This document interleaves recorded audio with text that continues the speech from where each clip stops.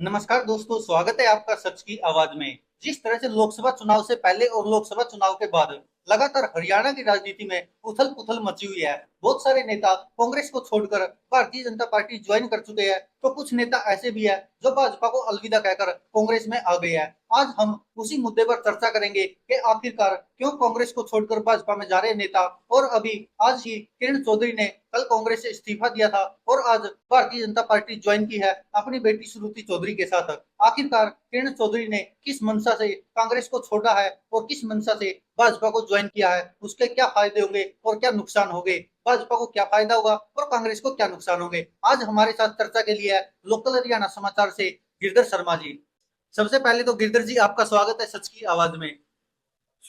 अब आप ये बताइए कि किरण चौधरी ने आखिरकार कांग्रेस को अलविदा क्यों कहा है? क्या कांग्रेस में उनकी सुनवाई नहीं हो रही थी, या फिर कांग्रेस में हुड्डा का कद ज्यादा बढ़ रहा है इसीलिए किरण चौधरी कांग्रेस को अलविदा कह गई? देखिए, किरण चौधरी ने जो कांग्रेस को अलविदा कहा, ये आज की एक भूमिका नहीं है। इसके पीछे काफी लंबी कहानी है और बहुत पहले से प्लानिंग है। कोई अभी की ऐसी परिस्थितियां नहीं है कि किरण चौधरी ने एकदम से ख्याल आया और उन्होंने इसको अलविदा कह दिया। अगर हम देखें तो हुड्डा साहब का कद है वो कांग्रेस में बड़ा है। और इस चीज का आप उदाहरण देख सकते हैं कि लोकसभा की सीटों में जो टिकटॉक का बंटवारा हुआ, उसमें हुड्डा साहब की ज्यादा चली है। 9 सीटें मान के चले हम ऐसी थी जिनमें हुड्डा साहब की अच्छी दखल अंदाजी रही और उन्हीं के पैरोकारों को मिली, जबकि सिर्फ एक सीट थी जो एसआर के गुट को मिली है। तो इससे में कहीं ना कहीं उनका जो आत्मसम्मान है उसको ठेस पहुंचती रही है। तो ये कारण भी है। कुछ लोग ये भी कह रहे हैं कि अभी लोकसभा चुनाव में श्रुति चौधरी के लिए वो शायद टिकट चाह रही थी लोकसभा की, लेकिन कांग्रेस की तरफ से दी नहीं गई। ये भी कारण हो सकता है। ये देखो, चाहना कौन नहीं चाहता, चाहना एक अलग बात है। पर कई बार सिचुएशन ऐसी होती है। और अब की बार जो कांग्रेस ने टिकटों का बंटवारा किया था वो एक सर्वे करवाया था उन्होंने, पहले सर्वे के आधार पर दी। तो उसमें शायद कुछ जिक्र भी आया था कि एक बार की 56 नंबर है या ऐसे कुछ उनका जो है रहा होगा कोई अंक तालिका का सिस्टम, उसके आधार पे। तो ये कारण भी रहा है। पर हर माँ बाप ये चाहते हैं कि उनका बच्चा अच्छी तरह सेट हो, उसका भविष्य अच्छा हो। तो देखो, बंसीलाल परिवार है, राजनीतिक परिवार है, तो वो पीढ़ी दर पीढ़ी राजनीति चाहेगा। तो ऐसे में अगर श्रुति चौधरी है, उसको लोकसभा का टिकट नहीं मिला, तो उसका तो राजनीतिक भविष्य वो अधर में जा रहा है।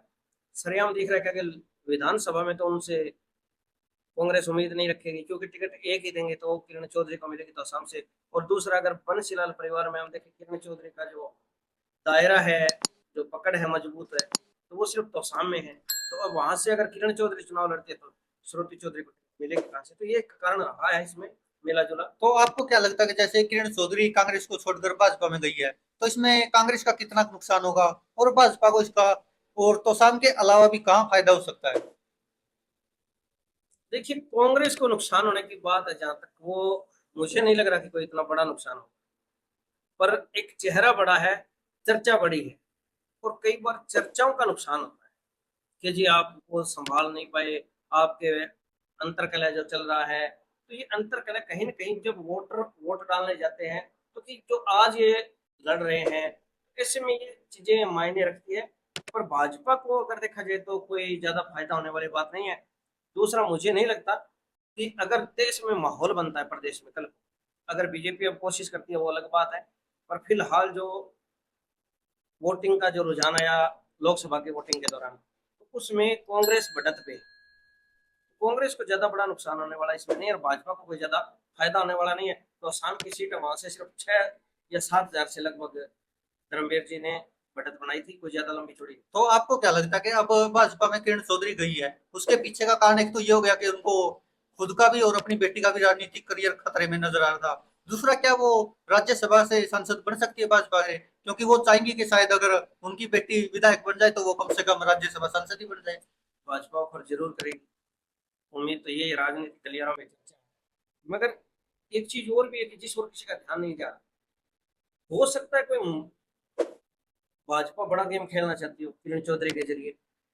कल को कोई बड़ा चेहरा जो महिला का ऐसा हो, जो जाट वोट बैंक पे अच्छी पकड़ रखता हो, जो किसानों के साथ पकड़ रखता हो, तो ऐसा अगर कोई महिला का चेहरा सीएम के तौर पे पेश कर दे, क्योंकि भाजपा कुछ भी कर सकती है, तो भाजपा के लिए बड़ा कुछ भी नहीं है। तो हो सकता है किरण चौधरी को कल को सीएम के तौर पे प्रमोट आपको करते हैं। लगता है कि किरण चौधरी की इतनी हरियाणा में पकड़ है तो शाम के अलावा कि अगर उसको मुख्यमंत्री का चेहरा बना दे तो कहीं और अन्य विधानसभा सीटों पर भी असर पड़ेगा? नहीं, भाजपा के कार्यकर्ता हर जगह, भाजपा का कुनबा बहुत बड़ा है, तो उस चीज का फायदा किरण चौधरी को भी मिलेगा। और भाजपा अगर चेहरा बदलती है तो एक बड़ा चेहरा है, किरण चौधरी वैसे कोई छोटा चेहरा नहीं है, तो इस चीज का फर्क पड़ना स्वाभाविक सा है। हो सकता है, कुछ भी हो सकता है। मनोहर लाल जी बने थे, उस समय कौन जानता था, किसी को कानो कान खबर नहीं थी कि मनोहर लाल जी मुख्यमंत्री बनेंगे, और 2 बार रह गए और अच्छे से चला गए। उससे तो ज्यादा ये राजनीतिक घराना है, जैसे लाल घराने हैं, तो उनमें एक घराना और इन्हें तो अनुभव अच्छा है। तो आपको क्या लगता है हरियाणा की राजनीति में अभी जैसे विधानसभा चुनाव आएंगे उससे पहले क्या और भी उठापटक हो सकती है कांग्रेस में, जिस तरह से भाजपा को छोड़कर अभी लोकसभा चुनाव से पहले चौधरी बीरेंद्र सिंह आए कांग्रेस में, उनके बेटे ब्रिजेंद्र सिंह आए, तो अब और क्या और भी उठापटक हो सकती है? क्योंकि हरियाणा के बहुत सारे बड़े बड़े चेहरे हैं, जैसे बॉक्सर विजेंद्र सिंह था, वो भी कांग्रेस को छोड़कर भाजपा में चला गया। अब कुछ चर्चाएं चल रही कि वो वापिस शायद कांग्रेस में भी आ सकता है। तो आपको क्या लगता है क्या और भी ऐसा कोई चेहरा है जो हुड्डा गुट के खिलाफ हो हरियाणा की राजनीति में? क्योंकि कांग्रेस का एक कुलदीप शर्मा जी का नाम चल रहा है, दलाल साहब का नाम चल रहा है कि वो भी जा सकते हैं 1-2 दिन में, या फिर हो सकता है कि 1-2 सीटें हैं जिन पे, क्योंकि देखो कांग्रेस के पास कहने को चाहे बीजेपी ये प्रचार करती हो कि कांग्रेस के पास चेहरे नहीं है, कोई टिकट लेने वाले नहीं है, पर हर सीट में कांग्रेस के पास 5 से 15 तक ऐसे कैंडिडेट हैं जो टिकट के दावेदार हैं, जो टिकट लेना चाहते हैं। तो इतने बड़े दावेदार किसी भी पार्टी में नहीं, चाहे बीजेपी शासन सेंटर में भी रही और 10 साल से हरियाणा में, पर इसके पास इतने चेहरे नहीं जितने कांग्रेस के पास है। अब कुछ लोग ये कह रहे हैं कि जैसे मान के चलो कांग्रेस से जिस तरह से नेता भाजपा में जा रहे हैं, अब हरियाणा की बात करें तो जैसे पहले अशोक तंवर, वो तो चलो बेचारे पता नहीं कौन सी जगह से गए हैं, और अब जिस तरह से किरण चौधरी भी गई है, तो ये माना जाता था कि ये हुड्डा के खिलाफ वाले चेहरे थे जो धीरे धीरे भाजपा खुद ही कांग्रेस को गुटबाजी से मुक्त करती जा रही है। ऐसे नहीं लग रहा? वैसे अगर देखा जाए तो एक कई बार चर्चाएं चलती है, तो उसमें ये कहा जाता है कांग्रेस के लिए कि कांग्रेस में हुड्डा साहब है वो भारतीय जनता पार्टी के अमित शाह की तरह है, कि उनके सामने अगर कोई भी जाता है तो वो मैदान छोड़ ही जाता है, चाहे वो मैदान छोड़े, चाहे हुड्डा साहब उसकी चलने ना दे, उसे ऐसे महसूस होने लगता है कि मुझे यहाँ नहीं रहना चाहिए। जैसे अमित शाह के सामने कोई भी राजनीतिक धुरंधर है वो टिक नहीं पाता, जो उनकी जीत है वो बहुत बड़ी है, और वो जोड़ तोड़ की राजनीति में चाणक्य कहलाते हैं। तो ऐसे ही कांग्रेस में, हरियाणा की कांग्रेस में अगर कोई चाणक्य तो हुड्डा साहब है। तो अब आपको क्या लगता है कि आगे की राजनीति में जैसे कुमारी शैलजा को भी किरण चौधरी दावेदार बोल गई थी कि मुख्यमंत्री की दावेदार ये है, और किरण चौधरी में थोड़े थोड़े ऐसे दिखा रही थी कि शायद कि एक ही जरूरी नहीं कि एक ही बंदा मुख्यमंत्री बने हर बार। तो क्या लगता है कि कुमारी शैलजा अब वही चेहरा हो जाएगी जिस तरह से अशोक तंवर किरण चौधरी रही है? अब क्या दो गुट अभी भी रहेंगे हरियाणा में कांग्रेस के? देखो गुट भाजपा में भी गुट, इसमें भाजपा में तो ऐसे के चलो इन्हें, जो केंद्र है उसके सामने देखो बोल नहीं इनेलो में भी पाता। 2 गुट में जेजेपी पार्टी बन गई, नहीं कोई बड़ी बात नहीं, गुटबाजी होना कोई बड़ी बात नहीं है। उसमें भी गुटबाजी है, कांग्रेस में भी गुटबाजी है, इनेलो में भी गुटबाजी है, जेजेपी में भी गुटबाजी हो गई थी, ठीक है। पर ये कोई जरूरी नहीं है कि इस चीज से कोई नुकसान होगा या कोई फायदा होगा। देखा यह जाता है कि जो चेहरा दिया जा रहा है वो किस बेस पे दिया जा रहा है, इलेक्शन का रुख किस ओर जाता है। अगर नॉन जाट का इलेक्शन अगर बनता है तो कांग्रेस कुमारी शैलजा को चेहरा जरूर बनाएगी, और कुमारी शैलजा एक वरिष्ठ नेता है, उसका कद भी है कि राजनीति में जो उनकी छवि है वो एक साफ समझ छवि है। दूसरा, ऐसी कोई अनर्गल बयानबाजी भी उनकी नहीं आती, बहुत सदैव तरीके से वो प्रहार करती है, अगर विपक्ष के तौर पर भी वो प्रहार करती है, तो ये एक चेहरा तो है, बड़ा चेहरा है, इसमें मानना पड़ेगा। और हुड्डा साहब कह रहे थे शायद ये चीज ना हो कि कांग्रेस किसी और पे दांव खेले, क्योंकि मगर शायद हुड्डा से बड़ा चेहरा नहीं है। मगर अगर सिचुएशन बनती है तो कुछ भी असंभव नहीं। लेकिन हरियाणा की राजनीति का असली जादूगर तो हुड्डा ही है, और शायद वही रहेगा कांग्रेस हरियाणा में की तो। नहीं, कांग्रेस। कांग्रेस में ही तो, क्योंकि हरियाणा का तो शायद अब मैं हुड्डा से बड़ा हुड्डा कौन साहब सा से, चेहरा भी। हुड्डा साहब 10 साल सीएम रहे, 2 प्लान रहे, और 2 साल खट्टर साहब रह गए, और खट्टर साहब 2 प्लान सीएम रहने के बाद भी पूरे के पूरे कांग्रेस के जो बड़े बड़े पेड़ है वो उखाड़ के ले जा रहे हैं, खुद पहले हटा दिए गए हैं बेशक, पर केंद्र में मंत्री बन गए हैं, अब स्कीम ऐसी ला रहे हैं, जुगाड़ ऐसे कर रहे हैं कि जैसे विधानसभा है उसमें पकड़ कैसे बनाई जाए। जैसे उनके रहते 40 आई थी, तो वो 40 तो वो मान ही रहे हैं, पर उसके अलावा उसमें जोड़े कैसे, इस चीज पे वो तो आपको क्या लगता है कि जैसे विधानसभा चुनाव होंगे तो उसमें कांग्रेस का पलड़ा भारी रहेगा या फिर भाजपा का? वो तो समय बताएगा, क्योंकि उस समय जो सिचुएशन। अभी के हालात है, जैसे लोकसभा के चुनाव का देखो, रिजल्ट आया। मुद्दे बनते हैं कई बार इलेक्शन के दौरान, मुद्दे बनते हैं 2 दिन पहले भी इलेक्शन पड़ जाता है, ऐसे में भारी रहना तो कोई बड़ी बात नहीं है। पर फिलहाल अगर देखा जाए तो कांग्रेस अब तक भारी है, क्योंकि जैसे लोकसभा के चुनाव आए उनके आधार पे अगर हम देखें तो कांग्रेस ने करीब 55-56 सीटों पे जो जीत हासिल की है, तो ये एक प्लस पॉइंट है। क्योंकि हरियाणा के मतदाताओं के बारे में ये भी माना जाता है कि ये किसी को हराने या जिताने के लिए वोट नहीं करते, बल्कि किसी का अहंकार तोड़ने के लिए करते हैं। जैसे अभी लोकसभा चुनाव में मनोहर लाल खट्टर का अहंकार तोड़ा गया कि उनको शायद ये लग रहा था कि अब की बार भी वो 10 की 10 सीटों पर बाजी मार लेंगे, लेकिन ऐसा हुआ नहीं। तो क्या लगता है कि अब की बार जो आगे विधानसभा चुनाव होंगे वो शायद 2024 में ही होंगे, तो आपको क्या लगता है कि अब की बार किसका अहंकार टूटेगा? क्योंकि मुझे खट्टर साहब का तो टूट गया। मुझे नहीं लगता कि ये एक गजल है कि इतना टूटा हूं कि छूने से बिखर जाऊंगा, तो ये खट्टर साहब के लिए बनी होगी।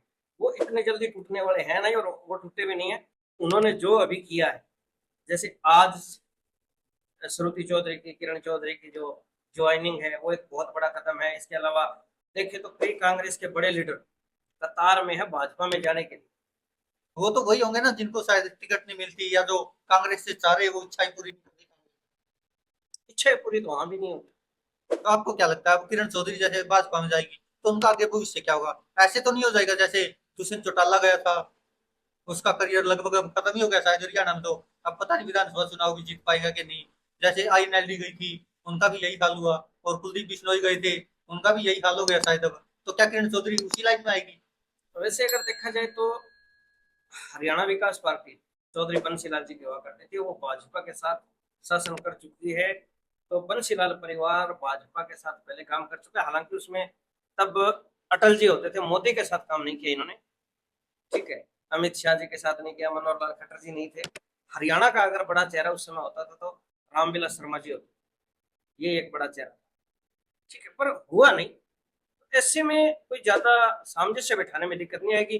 पर असर क्या होता है, मेन बात वो है। तो इसमें मुझे नहीं लगता कि कोई ज्यादा बड़ा इन्हें कोई पद मिलेगा या कुछ ऐसा मिल जाएगा, क्योंकि भाजपा में जो तय होता है ना, वो पीछे से तय होके आता है। वहां पे तो पर्ची निकलती है। बेशक सरकार ने पर्ची खर्ची बंद कर रखी है नौकरियों के मामले में, लेकिन खुद पर चला रखी है। पर मुख्यमंत्री तक यहाँ पे पर्चियों से निकलते हैं और भाजपा जैसे में। राजस्थान का हुआ था। हाँ, राजस्थान का हुआ है, मध्य प्रदेश का हुआ है, और कई जगह पर्चियां निकली है। तो अब आपको क्या लग रहा है कि हरियाणा के विधानसभा चुनाव में जैसे ये लगभग शायद हरियाणा के 3 लालों के परिवार भाजपा में आ ही गए, भजन लाल का भी आया हुआ है, बंसी लाल का भी आ गया, और चौधरी देवी लाल का भी शायद रणजीत चौटाला उन्हीं की तरफ से लड़ेंगे चुनाव। तो ये तीनों लालों में क्या टकराव नहीं होगा आपस में? नहीं हो सकता, क्योंकि इन लालों को इस लपेटे में लेने वाले भी लाल ही है, मनोहर लाल, उनके भी लाल लगता है। लाल 3 नहीं, हरियाणा में लाल 4 हो गए। तो क्या इनमें आपस में टकराव की स्थिति नहीं पैदा होगी? टकराव किस बात का होगा, नहीं, भाजपा में वही टकराव, जैसे कांग्रेस में था भाजपा तो में सीटों टकराव को। हो ही नहीं सकता। भाजपा में कोई उच्च आवाज में बात नहीं करेगा, भाजपा में कभी कोई किसी का विरोध नहीं कर सकता। जो पीछे से स्टेटमेंट आती है वही आगे बोली तो जाती है। क्या सबकी कमजोर नस पकड़ के रखते हैं? नहीं, कमजोर नस नहीं, उनका अनुशासन है, अनुशासन ही भाजपा है। लेकिन विरोधी पार्टियां तो इसको तानाशाही कह रहे हैं, जो आप अनुशासन बता रहे हो कि उनमें कोई देखो आवाज ही नहीं उठा सकता। देखो, विरोधी पार्टियों का काम होता है, विपक्ष की भूमिका होती है, तो वो विपक्ष तो हर चीज का वैसे बताएगा। अब इसमें जो चाहते हैं, या तो वो जो छोड़ के आए, फिर भी वो नहीं कहते कि हम वहां पे तानाशाही में थे। कोई बताए तो सही, किसी ने नहीं कहा कि भाजपा में तानाशाही।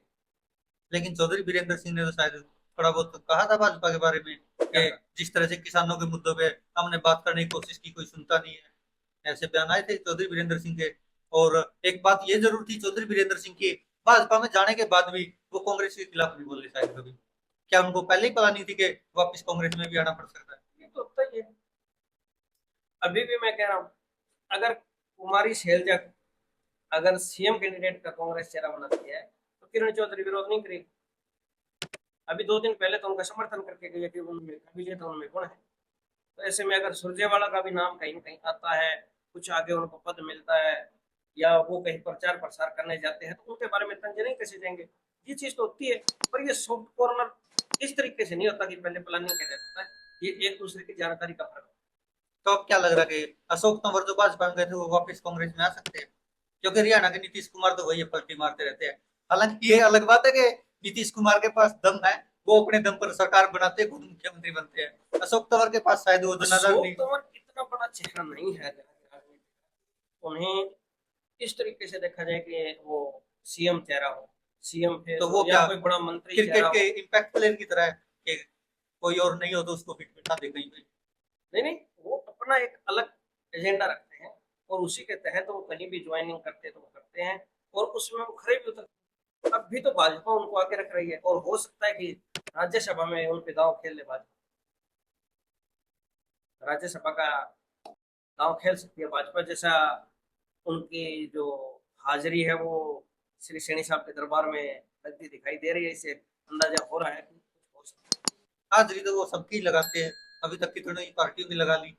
वो तो कभी कांग्रेस को छोड़कर आम आदमी पार्टी, आईएनएलडी, जेजेपी, तृणमूल पार्टियों में कांग्रेस। लगाने की बात अलग है, मैं बात कर रहा हूँ फिलहाल जो वो राजनीतिक अपना करियर है उसको आगे बढ़ाने के लिए जो प्रयास करते हैं उस। तो दोस्तों ये थी आज की हमारी स्पेशल चर्चा कि हरियाणा की कांग्रेस में जिस तरह की उठापटक हुई है लोकसभा चुनाव से पहले भी, लोकसभा चुनाव के बाद भी। अब देखना होगा कि जब तक विधानसभा चुनाव आते हैं और क्या बदलाव आते हैं, और क्या हुड्डा-गुट कांग्रेस में भारी रहेगा, या फिर और कुमारी शैलजा जैसे नेता विरोध में उतर सकते हैं। क्योंकि जिस तरह से मतभेद लगातार रहे कांग्रेस के और जिस तरह की गुटबाजी रही है, लेकिन अब लोग कह रहे हैं कि भारतीय जनता पार्टी धीरे धीरे कांग्रेस की गुटबाजी को खुद ही खत्म करती जा रही है। पहले अशोक तंवर को निकाल लिया, अब किरण चौधरी को निकाल लिया। आगे क्या होता है, अपनी राय आप कमेंट बॉक्स में जरूर दीजिएगा।